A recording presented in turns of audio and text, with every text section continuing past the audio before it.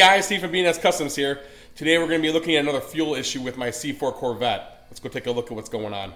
So after I just did the hood latch video, I took the car for a ride and noticed that it had no power really to it. It wasn't doing burnouts, and it was having a hard time starting. Took some carburetor fluid, I sprayed it around the plenum. Had a little bit of a leak here. I tightened these down on the plate, but then I put a fuel gauge on it and saw the real issue. Once the fuel system primes, it loses pressure immediately, and we're going to show that now. And to do that, first thing we want to do is pull the vacuum line off the fuel pressure regulator, which may be the issue. And then right here is the cap to the Schrader valve. That just untwists. And now we can put on our fuel pressure meter. So I think I may have two issues here. I think the new relay may be bad. As you see in the video here, turning the key to accessory, I'm not getting any fuel in the rail. I just tested the fuel pump fuse, and as soon as I tested the fuse, I did see 12 volts go across it for 2 to 3 seconds and then cut out, just like the relay would work. I put the fuse back in, and I start getting pressure now, and now we can see it rise. And you see that? It just did it again. I got no fuel that time. Let's wait a second here, and we're gonna try again. And I get nothing. In case you don't know, the fuel pump relay fuse is the bottom right fuse right here. It's 10 amp. Because sometimes I'm getting fuel pressure, sometimes I'm not. Now I have the fuse in place with a lead wire that I just stripped out and put over one end going to my meter, so I can see if I'm getting voltage, and it should also prime the fuel rail if I'm getting voltage. Let's see what it does. Looking at the meter now, I'm going to put it into accessory. I have voltage, I have fuel pressure, and it is dropping. It should not be dropping, so that would mean I have a leak somewhere. So to determine that, we need to use a clamp. And we're going to remove the fuel cap assembly here and all this and that. And we'll see a send line for fuel, a return line for it also. If we clamp off the return line and pressure holds when I do this, it means I have a faulty fuel pressure regulator. If I clamp off the send line and the pressure holds, it means I have either a problem with the check valve in my fuel pump. My fuel pump is less than a year old and probably has only 100 miles on it, or the pulsator in front of the fuel pump could have a tear in it. I do not have a pulsator in my system. I removed it and put a piece of straight hose in its place. Or it could be a hole in the metal line in the tank of the sun line from rubbing on something that's causing it to leak. If we clamp both lines and it works, it holds pressure, that means I have a leaky injector. This is the gas door on the car, as you can see. There are 4 T15 torques to get this off. 1, 2, 3, and 4. Take off the gas cap, and then this whole assembly will lift out. You're then left with this here, and there's just this rubber mat here that we're going to take out. What I do is put my hand in here and start, you see I push it down. You need 2 hands to do this. I come on side, I push with this side, come on this side, push down, and eventually you'll get the lip out. And then you work the rubber gasket all the way around, and you should be able to pull it off. There is a little bit of a lip on this neck here, and you just have to pull it out, and then we'll be able to see the sending unit assembly. We'll see the sun line, we'll see the return line, and we'll see the vapor line as well. Once you've worked it like that, you'll see here it is. Comes up, there is one water hose here. Drain, you just disconnect that as well, come off. And here's what I was talking about. I believe this is the sending line. This should be the return, which we're going to clamp. And I believe this is a vapor line over here. So I can clamp it right over here. It feels soft. And that will test our fuel pressure regulator. So I have this special clamp over here. My brother in cars over there, Roy Dog, Brian's uncle. We're working on his 49 style line. He happened to have one over there as we're tuning his carburetor. So I'm just borrowing that to clamp off this line. You do want to use this though. You don't want to cut your fuel line. Obviously, this is designed to pinch it without snipping. So what you do is you open it up, crimp the line, and then pull the lock all the way down, and that will crimp it and not cut it. And that's going to look like that. So let's see what happens now if we get pressure and if it remains. Went way up that time, and it's still falling and falling. Yeah, okay. So now I guess we try the sending line. We hit success. What we did was we turned the key to accessory, the fuel well primed, and I immediately clamped the sending line. And now the fuel pressure is holding just like it should.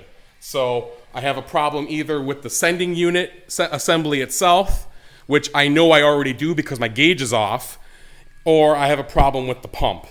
I'm going to replace both. I need to fix the gauge anyways, and I might as well just put a new pump in it because why not?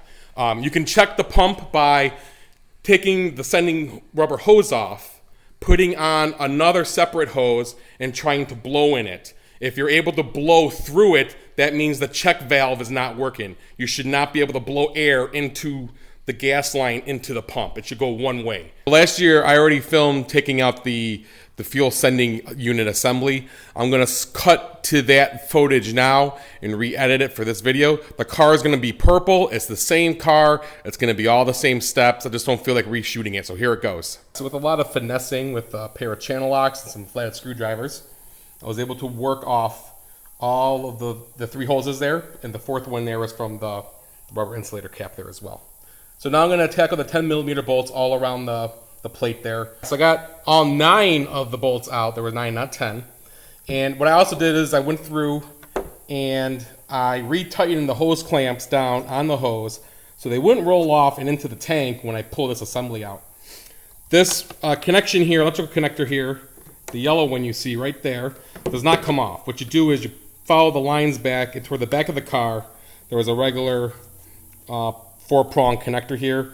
There is a little plastic tan retainer clip. You just pull that part off, lift this gate and pull back, and it comes right off. So now, as you can see, everything's gonna come out. And it kind of looks like a big J almost. Whole assembly is gonna come out. There's gonna be the float on it and the pump at the bottom. I'm gonna need to use 2 hands. I won't be able to film this part of it, but you're just gonna be very slowly working that out in a way and out of the car, which is another reason why, again, why it's important, tie these hose clamps down. You don't want these falling into the tank because you're gonna have a big open door into the gas tank right here. This is the fuel pump pulsator here. You see, it's just it's basically a diaphragm in there to help it with fuel line spikes. The consensus is you're going to replace it with a piece of 5/16 hose, which is what we're going to do here. I'm going to measure the length, you know how long to cut. I got way more than enough here. You probably only need about 2 or 3 inches of it. And get this all connected. Got stainless steel hose clamps. As it turned out, the 1/4 inch to 5/8 hose clamps fit better on this hose than the actual 5/16 clamps. They were gigantic on this hose, so I didn't go with that. And the infamous fuel pump strainer sock that does not come with the fuel pump. There's the part number if you need it. So as you can see, it lines up really close. It's not going to need a lot of hose at all. So I'm just going to go ahead now and measure that and cut the hose, and we'll come back. It was about 1 1/4 to 1.5 inches long, whatever you're comfortable with. There's the hose clamps on it. It looks good. Everything's installed right. We're going to put the sock on the bottom of it now and connect it and bench test it again. I want to show you this here. This is my electrical systems diagnoser. You're supposed to hook up to a car battery. I just happen to have a 12-volt power supply, and I just connect the leads to the power, positive and negative, and you see the probe has power here. I've attached a ground probe to the end here from a multimeter, and basically all you do is ground is the black wire here. That goes in there like so, and then you rock the button there to up. That will give it power. and you can then put the power probe into the gray port over here, and you should hear the motor run. I'm going to try now and do it with one hand just to show it, which is mission impossible. Let's see if I can actually do this. Turn it on before you give it power. There it goes. You heard it run. New pump is good to go. So here's the part number of the kit I bought. It is AGC50-59810. It came with a new gasket. It came with a piece of tubing that replaces the pulsator, which I had previously done. It came with the sock. It's a great kit. It came with these clamps too to use. I already had stainless steel hose clamps here to use. So everything looks really great. And I used the other pump I had. I did try blowing air into the sending unit line. I had resistance. It didn't feel like the check valve was bad in the old pump. It didn't seem like there was a hole in the line of the sending unit, so I'm not sure what's up. So hopefully this will work when we put it all back in together. What I did was I put the hose onto the pump, put the assembly then onto the sending unit, and then just kind of bent the arm down a little bit to get the pump in place, and then I was able to push the sock on this time. Got it all back together now. I got the fuel pressure gauge hooked up again. Let's see what happens. I think my pressure gauge has stopped working, but the car is firing right up.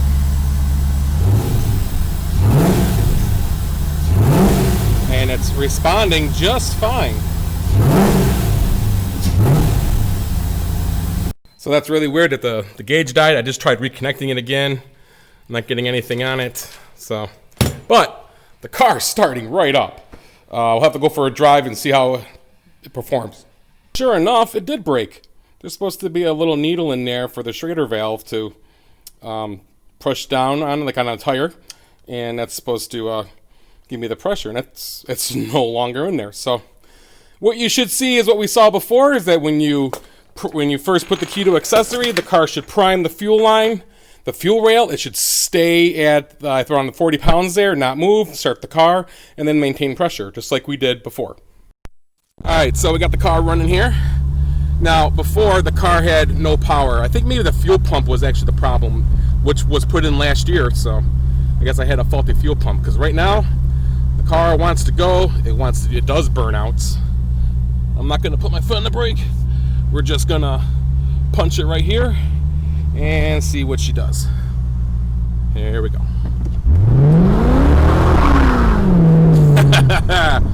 Yeah, I would say that problem's been fixed.